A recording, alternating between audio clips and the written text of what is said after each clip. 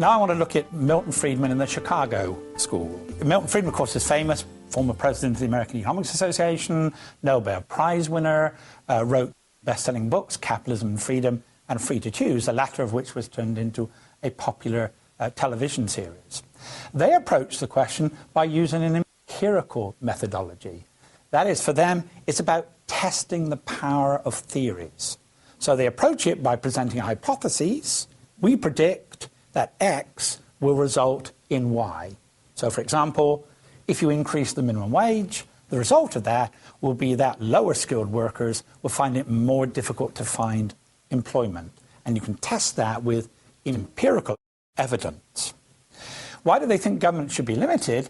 It's because they believe that there is such a thing as market failure. Markets sometimes fail. But there's also such a thing as government failure, that governments often fail. And they say if you compare those two things, usually government failure is much greater than market failure. So whereas what happens in so much public debate, politicians identify a market failure and therefore assume that a perfect government can come in and solve that problem. Whereas the Chicago School says that's not right. What we need to do is to compare imperfect markets with all the imperfections the Chicago School recognizes with imperfect government, with all the problems that government have. And they say normally when you do those two things, government failure is so much greater than market failure.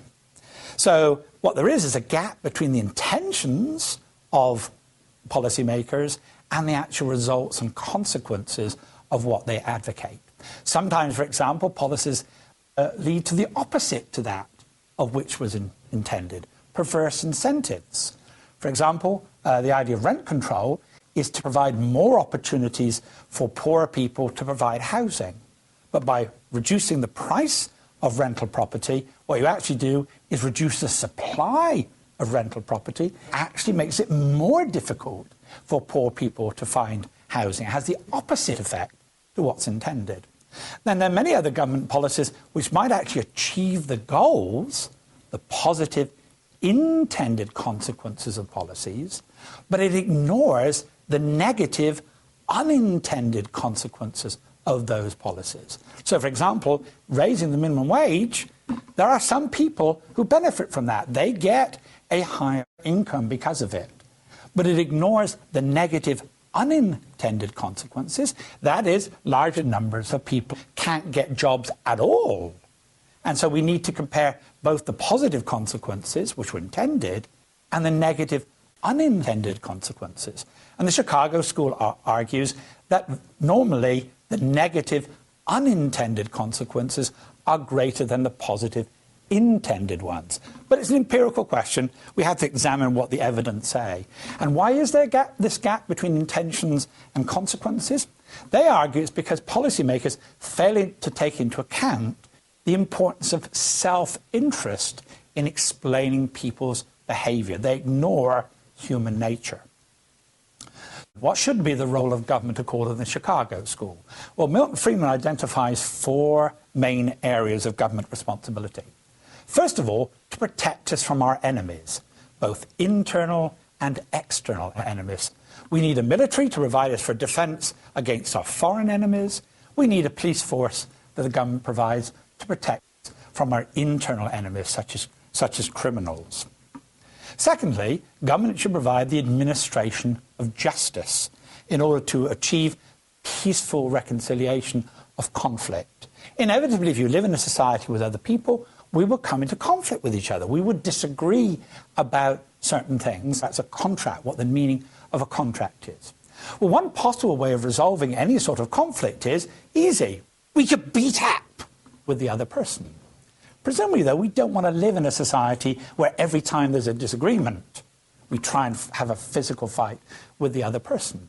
So we want some neutral arbiter that we can go to that is not connected with either side, and they will be an arbiter and say, yes, this is what the contract means. This means you were right and the other person is wrong. So it's the job of the government to provide these courts that we can go to. The third area that Friedman argues is that there are some things Not many, but there are some things that the marketplace, through voluntary exchange, cannot provide satisfactorily. And they take two different forms. First of all, what economists call public goods. This is not the same thing as being necessarily being good for the public. Public goods for economists have a very particular meaning. Public goods have two characteristics. First of all, you can't exclude people from the benefits of this program. And the second thing is they're non-rival. The fact that I consume more of it does not mean that you have less of the product. Best probably illustrated by an example. The classic example of a public good is defense. I'm not yet an American citizen, but I live on American soil. Supposing I didn't want to pay my taxes towards defense, I would prefer to be defended by Her Majesty the Queen, and therefore I'm not going to pay my taxes for defense. The problem with that is I do live on American soil. That means the American military are going to defend me whether I want it or not. I can't be excluded from American defense. But it's non-rival. The fact that I am protected means that the protection of me doesn't mean any less protection for anyone else. So that's a classic case of a public good. I could say, well, I don't want to pay for it, but I will still benefit from it, but it doesn't mean any less for anyone else. So if you left it, so it's not going to work in the voluntary system, people would simply not contribute to public goods. So it's an argument you have to have the government that provides to public goods. The second main area that Chicago School talk about are negative externalities. That is that when people interact with each other, it may have consequences for third parties. The classic case of that is pollution. I may be producing a good, but I produce pollution which then affects the people who live in the neighborhood. So it's argued Chicago School says we need some way of controlling these negative externalities such as pollution.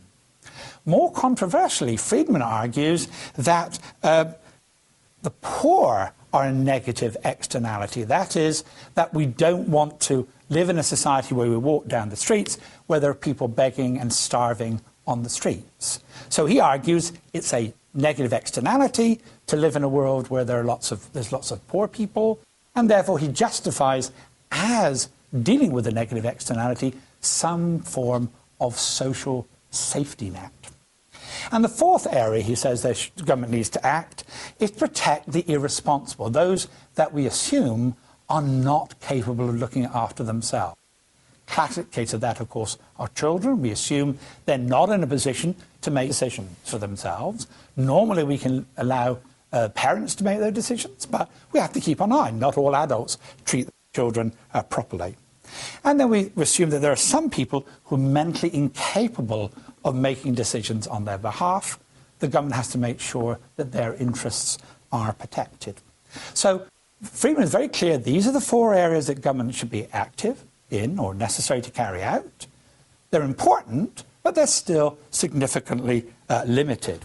This approach is often called the social market approach.